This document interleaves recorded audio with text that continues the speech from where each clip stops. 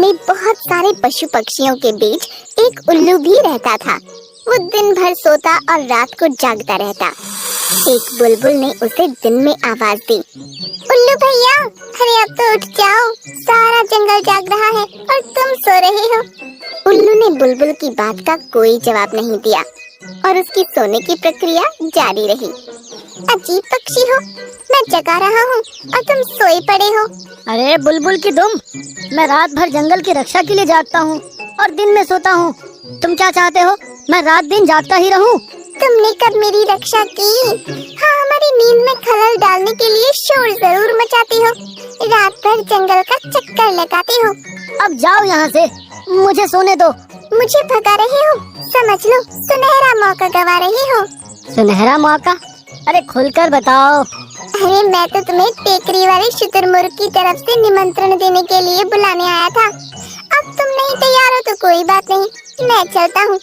मैं तो चलकर दावत खाऊंगा, मजे उड़ाऊंगा। तुम सोए हो, सबको यही बताऊंगा। अरे रे रे रे रे, रुको बुलबुल भाई, तुम तो यार नाराज हो गए। पहले क्यों नहीं बताया? अच्छा किया मुझे जगाया। अब तो मैं क्या, मेरी भूख भी जाग गई, नींद तो कब की भाग गई है। अच्छी बात है, उठो फिर उड़ो और पहुंच जाओ टेकरी पर। बड़े अच्छे अच्छे व्यंजन बने हैं। ठीक है, मैं चलता हूँ। इतना कहकर बुलबुल तो वहाँ से उड़ गया, लेकिन उल्लू के लिए परेशानी खड़ी हो गई। वो जैसे ही अपने घोंसले से उड़ा, उड़ते उड़ते पेड़ से टकरा गया। दरअसल दिन में उसे दिखाई नहीं पड़ रहा था। अरे मैं तो दावत खाने जा रहा था, ये पेड़ कहाँ से बीच में आ गया? आया तो आया, मुझसे ही टकरा गया। उल्लू वहाँ से उठा और फिर उड़कर चला। उड़ते उड़ते टेकरी तो नहीं मिली, वो बड़े पहाड़ से टकरा गया। अरे ये पहाड़ इतना बड़ा हो गया, लेकिन अक्ल एक पैसे की नहीं। इतने नेक काम करने के लिए जा रहा हूँ और ये मुझसे ही टकरा गया। अरे कोई इसे समझाए, मेरे रास्ते से हटाए। अरे उल्लू के तुम, ये भी नहीं समझे तुम? रास्ते में पहाड़ नहीं, तुम आ गए। वो तो अपनी जगह पर खड़ा है, तुम ही अक्ल के दुश्मन हो। अरे भैया, 2 बार टक्कर खा चुका हूँ। ये दावत तो बड़ी महंगी दिख रही है। टेकरी का रास्ता किधर है बता दो, हो सके तो वहाँ तक पहुँचा दो। देखो भैया, तुम इस दिशा में कहाँ जाओगे? आगे जाकर क्या नदी में गोते खाओगे? मैं तो दावत खाकर आ रहा हूँ, अपने घर जा रहा हूँ। मुझे अब लौट कर नहीं चलना है, तुम्हारे साथ उल्लू नहीं बनना है। तुम एक काम करो, इधर पूरब दिशा में सीधे चले जाओ, जाकर टोकरी पर दावत का मजा उड़ाओ।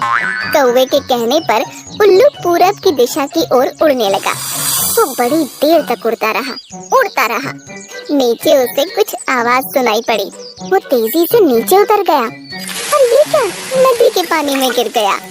एक कछुआ निकलकर बाहर आया और उल्लू की हालत देखकर फरमाया, उल्लू भाई, ये क्या गजब ढा रहे हो?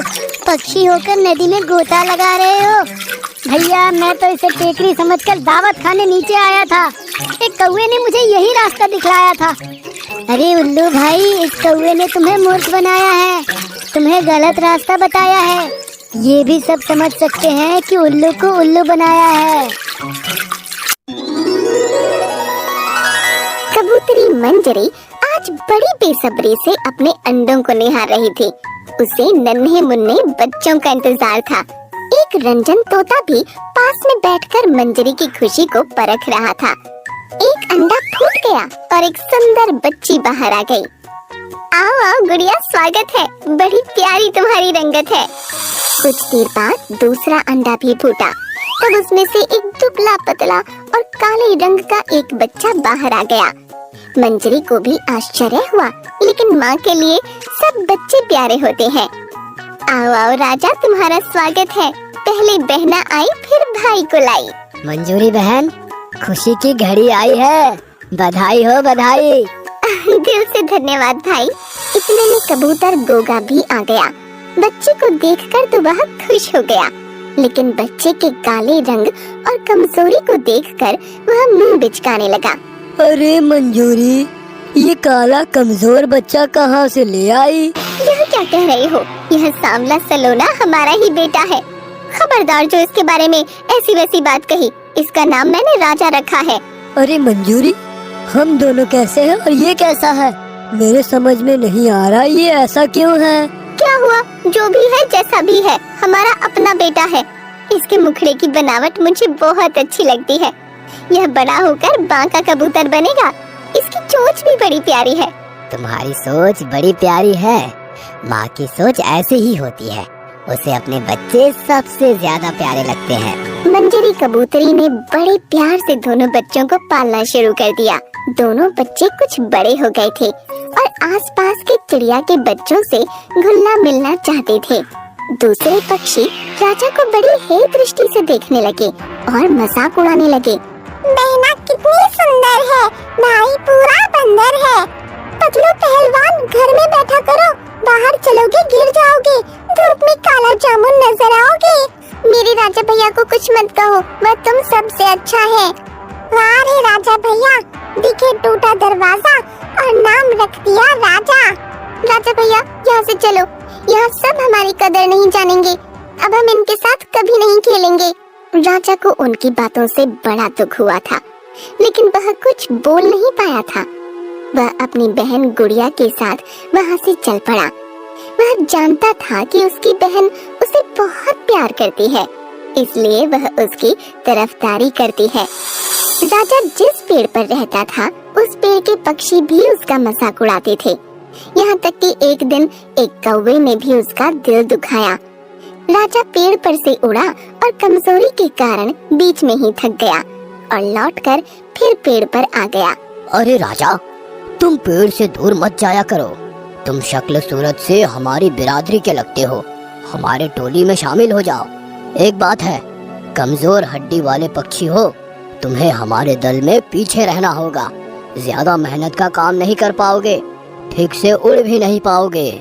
राजा को बहुत दुख हुआ और अपने आप पर उसे गुस्सा भी आया। वह वहाँ से दूर जाकर एक झाड़ी में बैठ गया। वह अपने आप से बातें करने लगा। भगवान, मुझे इतना कमजोर और काला क्यों बनाया? कोई मुझे पसंद नहीं करता, मेरे साथ कोई खेलना नहीं चाहता। भगवान ने मुझे दुनिया में क्यों ही भेजा? मैं पैदा होते ही मर क्यों नहीं गया? जब बहुत देर तक राजा पेड़ पर नहीं लौटा, तब उसकी माँ कबूतरी मंजरी ने गोगा कबूतर को भी बताया और दोनों अलग अलग दिशा में अपने बेटे को ढूंढने के लिए चल पड़े। मंजरी मन ही मन सोच रही थी कि उसका बेटा तो आसपास के जंगल की दिशाएं भी नहीं जानता, वह न जाने कहाँ चला गया। उधर राजा उड़ते उड़ते जंगल में बहुत दूर चला गया। आज उसने कुछ ठीक से खाया भी नहीं था, फिर भी वह उड़ते हुए थक नहीं रहा था। वह एक पेड़ पर बैठ गया। उसी पेड़ पर कुछ मोर पक्षी भी बैठे थे। उन्हें देखकर वह डर गया। यह सभी मोर कितने सुंदर दिख रहे हैं, मुझे इनके बीच में नहीं जाना चाहिए। यह सभी मेरा मजाक उड़ाएंगे। मुझे बहुत भूख भी लगी है, प्यास भी लगी है। क्या मुझे घर लौटना चाहिए? मैं तो बहुत दूर आ चुका हूँ, रास्ता भटक चुका हूँ। हे भगवान, क्या करूँ मैं? एक मोर ने राजा को देख लिया और वह उसके पास आ गया। राजा छिपने लगा। बेटा, तुम्हारा नाम क्या है? मेरा नाम राजा है। मैं रास्ता भटक गया हूँ, मैं चला जाऊंगा, मेरा मजाक मत उड़ाइए। बेटा, तुम क्यों छुप रहे हो?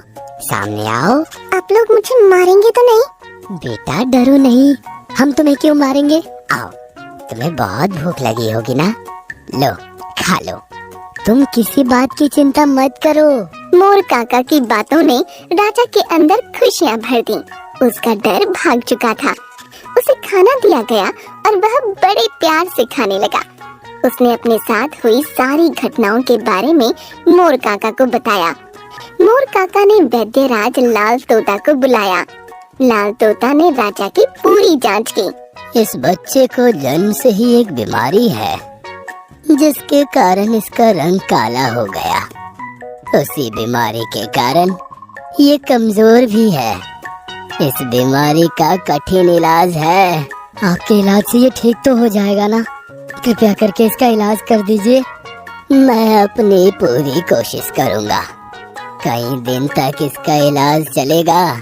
बच्चे चिंता मत करो, भगवान ने चाहा तो सब कुछ ठीक हो जाएगा। राजा मोरों के साथ उसी जंगल में रहने लगा और लाल तोता वैद्य द्वारा उसका इलाज चलने लगा। वह सबकी सेवा भी करता था। धीरे धीरे उसने सबके दिल में जगह बना ली। कुछ दिन तक उसका इलाज चलता रहा, लेकिन स्वास्थ्य में कोई फर्क नहीं आया। मोर काका, तोता काका, आप लोग मेरे बारे में बहुत परेशान हो चुके हैं कि काला रंग और कमजोरी मेरी